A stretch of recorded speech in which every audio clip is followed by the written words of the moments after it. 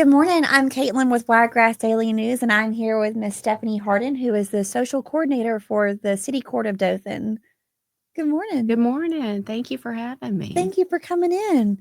I will say it was hard coming in this morning because I just got back from vacation. So, but I'm here, and I'm glad that you're here. I'm glad you're here too. I'm sure you're probably not. Probably rather be on vacation. It's a toss up. I really like my job, but I really like that island too. Oh man, I don't blame you.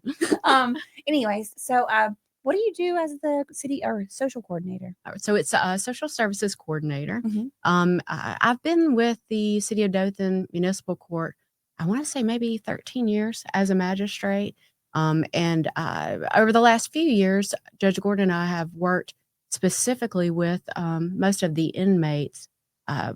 We realized that the repeated arrests and them getting sentenced, violating their probation, so many of those things, the underlying cause for that is mental illness issues and substance abuse issues.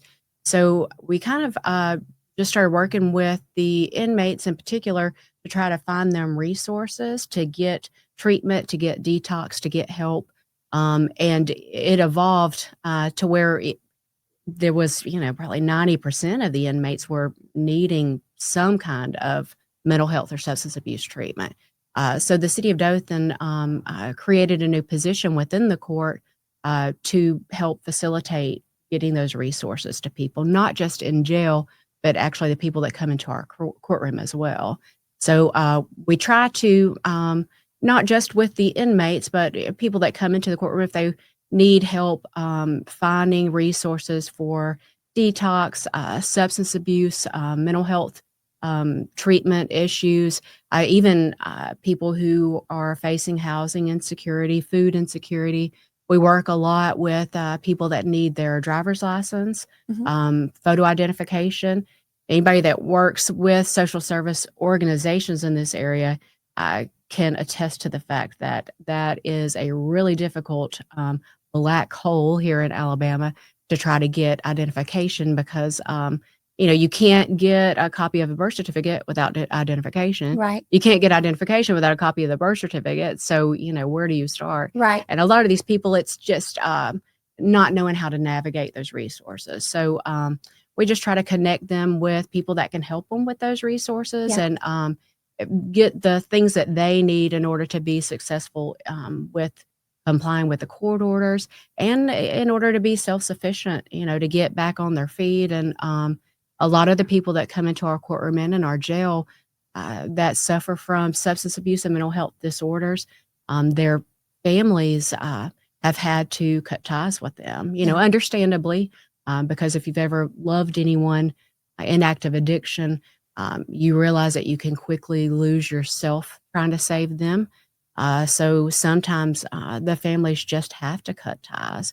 So that must be difficult. Yeah. I speak to family members every day that call, in tears. Just what can we do? How can I make him get better? How can I make him get help? You can't. And there's nothing. Yeah, you can't. The person, obviously, they have to want to do that for themselves. But some people don't realize what resources we have in this area. And you can't ask for resources if you don't know they exist. Right? So in doing that, we've uncovered here in our area tons and tons of resources and organizations that are here to give these free services and support to people that need them. And I know that if I, having worked with the court system for 13 years, wasn't aware that those resources existed, then people that come into the courtroom, how could they know? There's no. You already worked there. That's you right. Didn't know. Yeah, I had no idea. Wow. No idea. Yeah. So anyway, in doing that, we've uncovered a lot of resources here in this area. So we've been trying to connect people in our court with the resources, and a lot of these organizations are funded by grants. And some are even in danger of losing those grants because they can't get the people in the door. There's not enough people using their resources. Right. And, let's just say you have a target of, in order to maintain your grant, you have to help or have face-to-face with 800 people a year. But you only have 2 or 3 coming in a month. you can't meet that. Right. So then they end up losing their funding and they can't help you. Right. So we've put together the idea of doing this community resource fair. Right. But I like to call it Community Advocacy Day. Advocacy Day. Advocacy Day, because it's important for, I think, the people in our community to know that there are already organizations in this area that are advocating for them. Right. And this is for, so I know that you said that you work with inmates in the Dothan City Jail. Right. But this is for the public. This is for everybody. Everybody. Yeah. So we hope that we can target the people before they, end up in jail, before they end up in trouble. That's right. Come to the resource day or the advocacy day first. That's right. Yeah, and it's not just for those people, but also for their family members. Mm-hmm. There's some organizations, a lot of organizations actually in this area that offer free support groups. Mm-hmm. For grandmothers, maybe who are taking care of their grandchildren because their children are suffering from addiction issues. Mm-hmm. There's support groups for families who are dealing with behavioral issues, autism. There's just so many. I mean, there's yoga, meditation, the peer group in Dothan, which is a great resource. They have AA, NA. They have support groups for, women, family. They have meditation, yoga. All of this stuff is free. And this is the peer group? Mm-hmm, yeah. So people engaged in recovery, they're located on Wise Drive behind the old Badcock furniture. And they are a grant-funded organization that works to help people that want to get help from substance abuse or alcohol addiction. Right. So everybody that works there is in recovery themselves. So it's not like you're talking to a doctor or, somebody who doesn't know where you're coming from. You're talking to someone who's been there. That's right. Yeah, they completely can empathize with everything that you're going through. And their main goal is to provide you with the resources to get help. They have a closed closet, so if somebody ends up going into treatment, they actually can pick them up. And I've had them pick some people up from jail. They'll take them to the peer building, let them get clothes from their clothes closet. And Jonathan Riley is a great guy out there, always looking for hygiene bags, stuff to put in hygiene bags, and provides them with that. They drive them to treatment. Probably do a lot more for people than they have the funds to do. Mm-hmm. But if you need it and they can't do it, they're going to find somebody that can.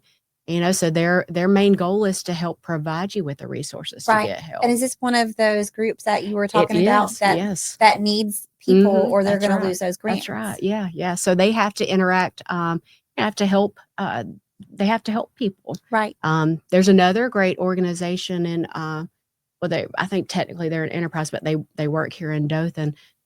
So if you are interested in furthering your education, or you want to get your GED, or you want to talk to somebody about certification to get a job, this organization, their trio, they'll actually come out to wherever you're at. They sit down, talk to you, figure out, what it is that you need, and they can help you apply for Pell Grants. Student loans, actually walk you through the registration process. This is trio? Mm-hmm, yeah. Okay. And it's completely free. Wow. But they have to see and help 800 people a year. Wow. But nobody knows about them, right? So well, we got to let people know about that's them. right. That's right. And they come to where you're at, so they help people get GED, get college classes.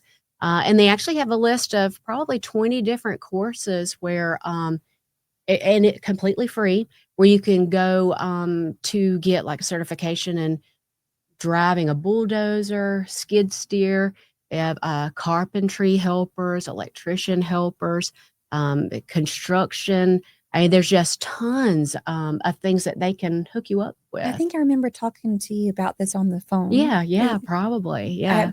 You're passionate about it. I am, yeah. You know what you're talking about. I am really passionate about it. I'm extremely empathetic.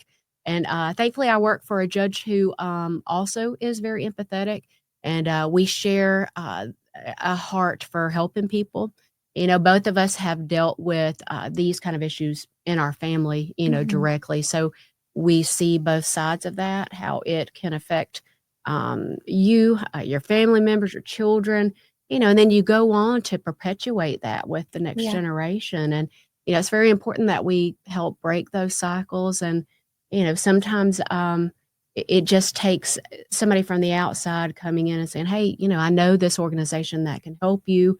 Are you willing to talk to them and, see what they can do to kind of get you on the right path? And that's been our main goal with all of this. The city court is lucky to have you and your judge judge on board to help people. So tell me about Advocacy Day. When is it? Okay, so it's June the 24th. Doors open at 2 p.m. We're going to be there until 7. I try to put it a little later in the afternoon so that the people that had to work, will still be able to come. Yeah. But it's free to the public. It's going to be at the City of Dothan Civic Center downtown. Mm-hmm. And we're going to have, as of right now, I have 56 vendors registered. And I've been in on those emails. So I've seen, I'm like, gosh, I really hope that there's a lot of people signing up. Oh my gosh, so many. People have been so great about getting on board and saying, hey, this is a great idea. We want to help. How can we help?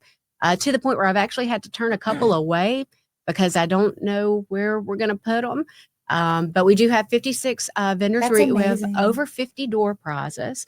So I'm working on a schedule currently on how to do the door prizes. So I may be doing those like every 10 minutes just to get through all of them. So we'll be giving away free door prizes throughout the day. Hopefully most of these organizations are going to be set up to where they can actually do on-site applications for services.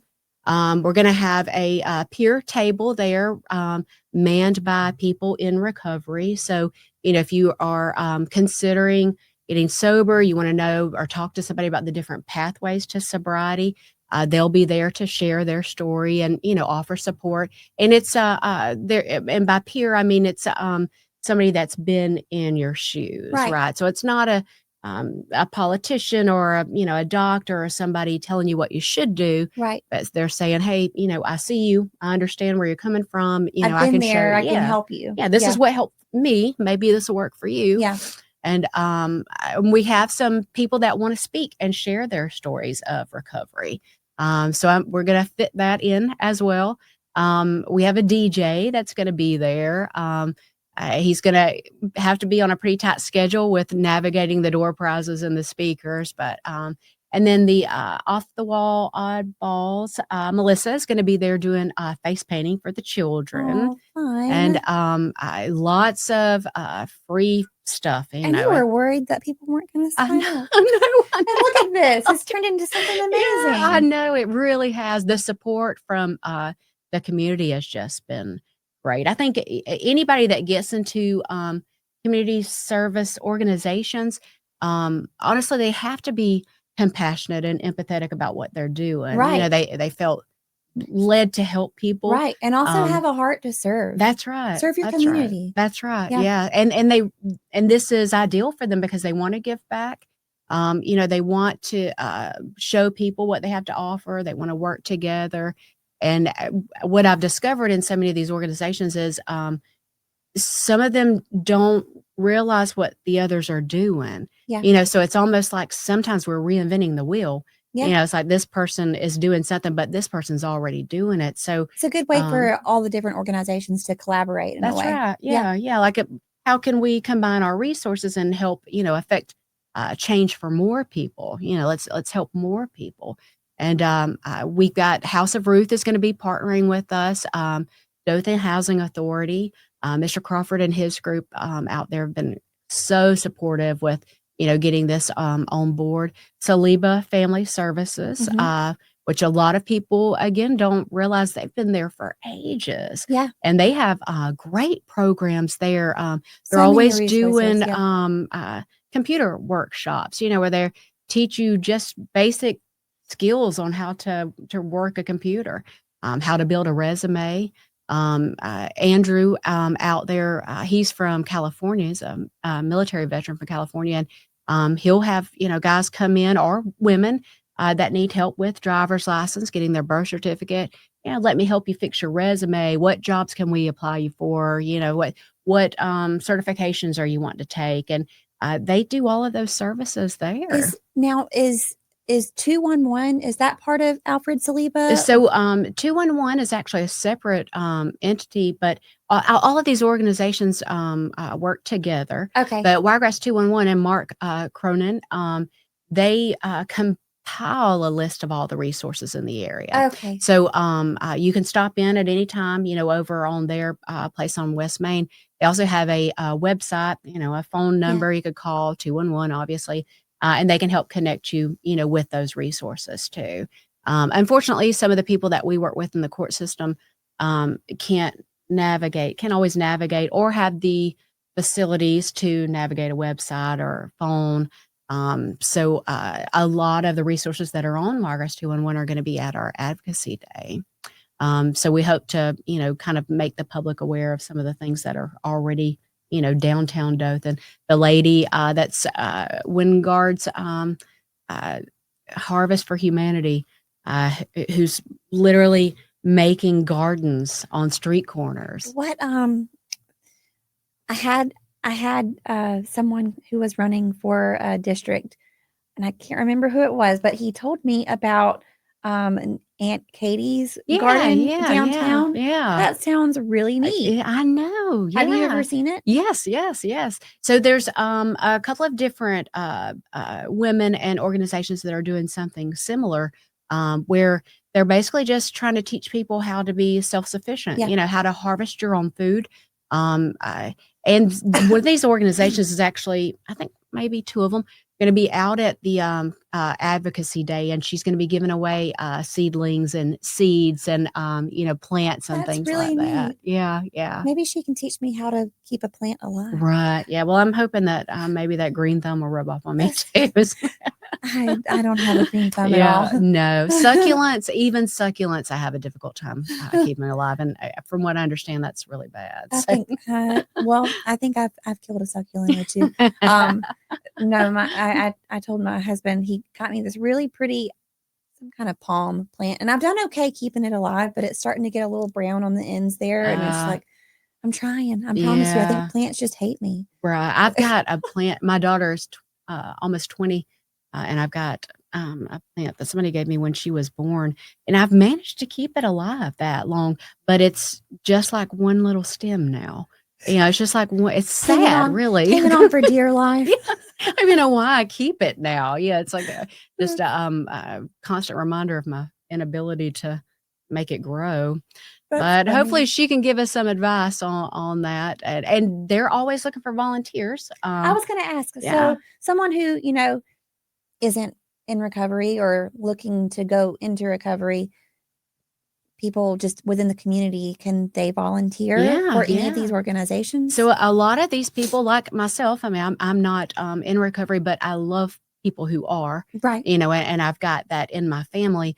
So I am passionate about it. Right. And there are a lot of people out there who, addiction affects us all, whether we want to admit it or not. It might not be directly, it might not be our child or our sibling or our parent, but I guarantee, somebody that you work with is affected by it. Somebody at your church is affected by it. Your neighbor is affected by it. Right. Sooner or later, it affects all of us. So there are a lot of people in those situations who, just want to go and help and see, what can we do to give back? How can I help? And there's so many opportunities for community service and volunteer hours, and places like Love in Action, the Harbor are always doing amazing things for the community.